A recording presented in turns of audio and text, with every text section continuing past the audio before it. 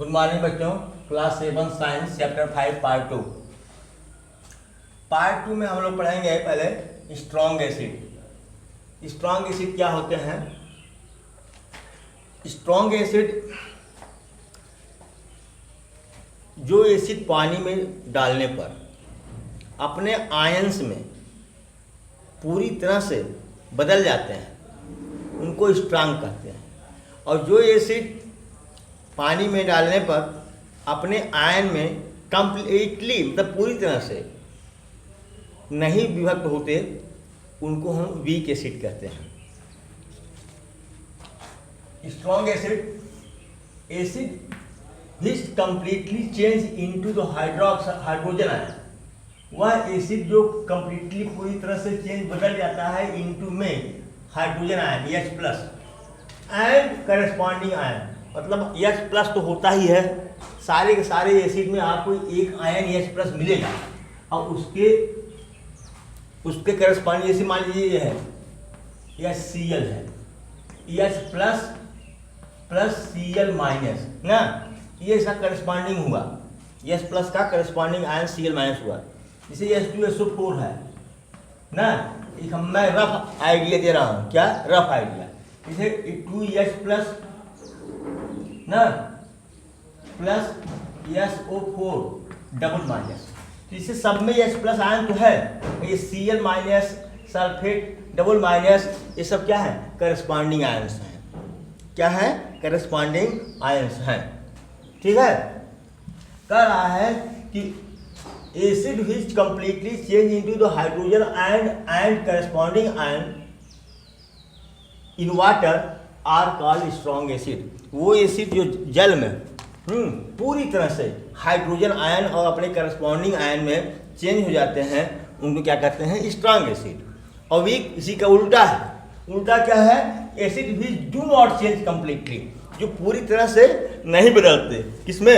H+ ion और अपने corresponding ion में, उनको क्या बोलते हैं? Weak acid.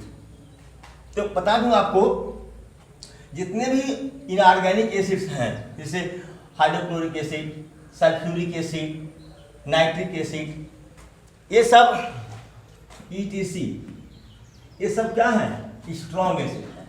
और जो नेचुरल एसिड्स हैं या जिनको हम ऑर्गेनिक एसिड बोलते हैं, जैसे एसिटिक एसिड, टार्टरिक एसिड, ये सब क्या है? ये वीक एसिड है।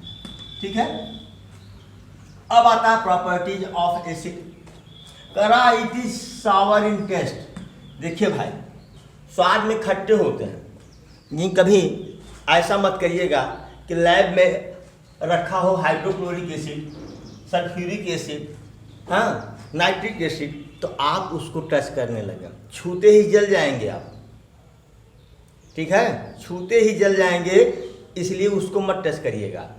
वही जो ऑर्गेनिक एसिड है, नेचुरल एसिड है, जिसको आप खाते हैं, नींबू का ना, नींबू है, संतरा है, टमाटर है, तमाम खाते हैं ना चीज़ें, उसमें सब में अलग अलग प्रकार के एसिड मिलते हैं, लिखवाया गया है आपको। तो वही उसी का टेस्ट लीजिए। कहीं आप स्ट्रॉन्ग एसिड का टेस्ट मत लीजिएगा, यानी इनऑर्गेनिक एसिड का टेस्ट मत लीजिएगा, नहीं तो बहुत बड़ा खतरा हो जाएगा, बहुत बड़ा।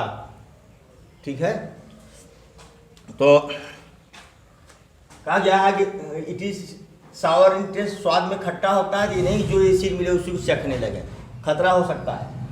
करा कोरोजिव इन नेचर। कोरोजिव मतलब ये क्षरण कर देता है, इसका प्रकृति क्या होता है? क्षरण करने की है, क्षरण। जिसे लोहे पर लोहे को काट देगा, कपड़े को काट देगा, आपके शरीर को काट देगा। ठीक है, इसमें इसका नेचर कैसा होता है? कोरोजिव होता है।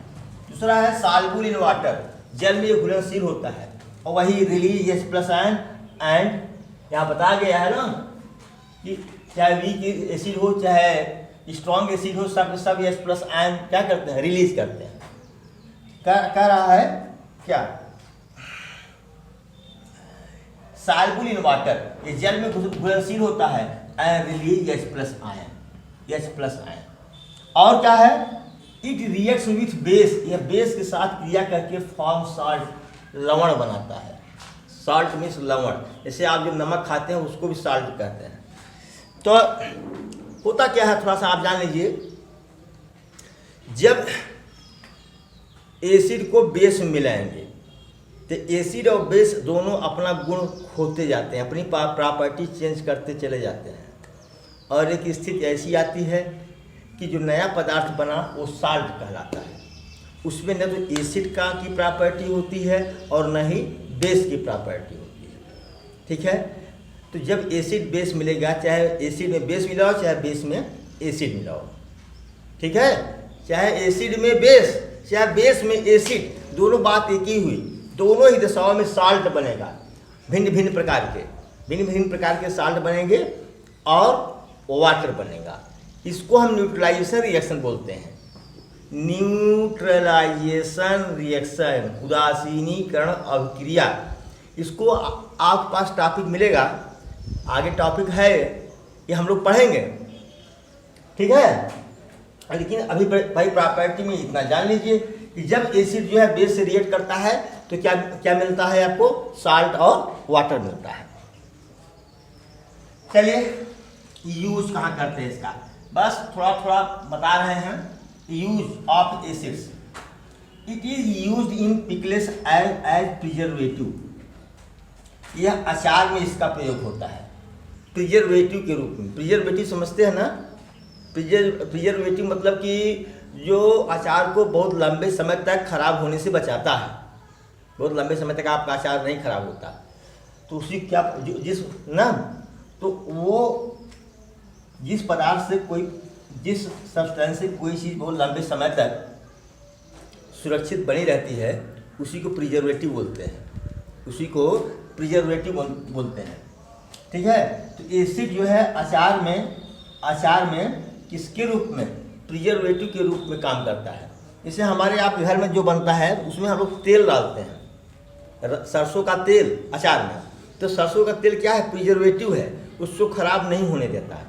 जैसे देखिए मुरब्बा है, बनाते हैं आप, चाहे आंवला का मुरब्बा हो चाहे बेल का मुरब्बा हो, उसमें उसको चीनी के सीरे में रखते हैं, तो चीनी का सीरा क्या है, प्रिजर्वेटिव है, प्रिजर्वेटिव है वो उसको खराब नहीं होने देता। अभी आंवले को चीनी से बाहर निकाल कर रख दीजिए, कुछ दिन उसमें फफूंदी पड़ जाएंगे, वो खराब हो जाएगा, लेकिन वो जब तक सीरा में रहेगा तब तक वो खराब नहीं होगा, ठीक है। चलिए ठीक है। It is essential for our body, ये हमारे शरीर के लिए बहुत ही आवश्यक है। जैसे आप देखिए पिछला वीडियो देखिए या आप उसका नोट बनाए होंगे, उसमें देखिए कि जितने भी ऑर्गेनिक यानी नेचुरल एसिड्स हैं सब के सब प्लांट प्रोडक्ट में है, एनिमल प्रोडक्ट में भी है। वो हमारे शरीर के लिए क्या है, बहुत आवश्यक है।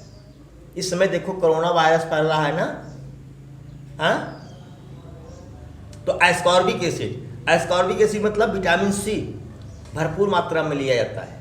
तो विटामिन सी क्या करता है, शरीर के प्रतिरोधक क्षमता को बढ़ाता है, इम्यून पावर को क्या करता है, डेवलप करता है, रोगों से लड़ने की शक्ति देता है, ठीक है।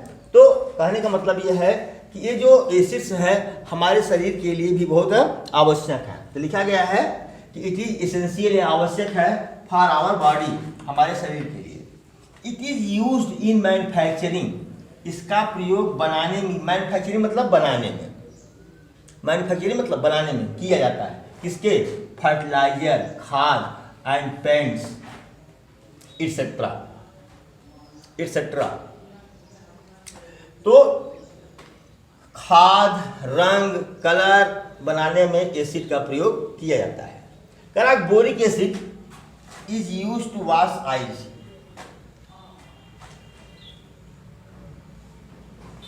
बोरिक एसिड का प्रयोग किसमें करते हैं हम, आँख को धुलने में। वैसे भी अक्सर होता क्या है कि जानवरों के आँख में कीचड़ वगैरह आता है, ये बोरिक एसिड से ही उसको हम लोग साफ़ करते हैं। 2-4 दिन डाल दिए, साफ़ हो गई आँख, ठीक है। और देखिए जो आप कोल्ड ड्रिंक पीते हो, कोल्ड ड्रिंक, उसमें किस एसिड का प्रयोग होता है, कार्बोनिक एसिड का। किस एसिड का, कार्बोनिक एसिड का प्रयोग किसमें किया जाता है, कोल्ड ड्रिंक में, ठीक है। तो यूजेज हैं, आप नोट कर लें, याद कर लें। चलो बेटा अब देखते हैं हम base. The substance which are bitter in taste, जो स्वाद में कड़वे होते हैं, एंड फील सोपी, तो छूने पर साबुन जैसा महसूस होता है। फील सोपी ऑन टच, और छूने पर कैसा लगता है? साबुन जैसा। साबुन क्या है? अगर आपका हाथ गीला है तो थोड़ा सा चिपचिपा पदार्थ देता है ना, जो हाथ में लग जाता है, वह कह रहा फील सोपी। अब साबुन को छूने पर आपको जैसा लगता है वैसा बेस को लगता है, छूने पर लगता है। ठीक है, आर कॉल्ड बेसिस, उनको बेसिस कहते हैं। मतलब वे पदार्थ जो जिनका स्वाद कड़वा होता है और छूने में साबुन जैसे लगते हों, वो क्या कहलाते हैं? बेस कहलाते हैं, क्षार कहलाते हैं। बेस को हिंदी में क्षार बोलते हैं। क्या बोलते हैं? क्षार। और एसिड क्या बोलते हैं? अम्ल। एसिड को अम्ल और बेस को क्षार बोलते हैं। ठीक है, कुछ क्षार का नाम दिया गया है, उनका केमिकल फार्मूला दिया गया है, और ये लिखा गया है सॉल्युबिलिटी इन वाटर, मतलब वो पानी में घुलनशील हैं या नहीं, पानी में डिजॉल्व होते हैं कि नहीं। पहला है मैग्नीशियम हाइड्रोक्साइड। ठीक है, मैग्नीशियम हाइड्रोक्साइड का फार्मूला है Mg, फिर इन ब्रैकेट में OH का होल प्राइस। जैसे लिखा गया वैसे आप भी लिखेंगे।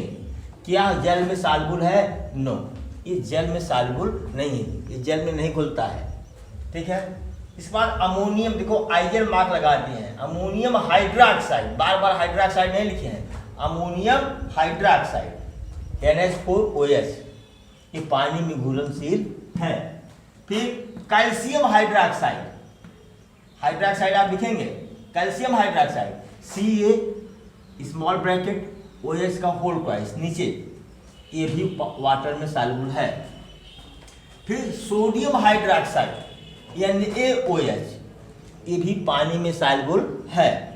फिर पोटेशियम हाइड्रोक्साइड KOH, ये भी पानी में सॉल्युबल है, S लिखा गया है। फिर कॉपर हाइड्रोक्साइड CaOH का होल प्राइस, ये पानी में सॉल्युबल नहीं है। नोट कर लें प्लीज।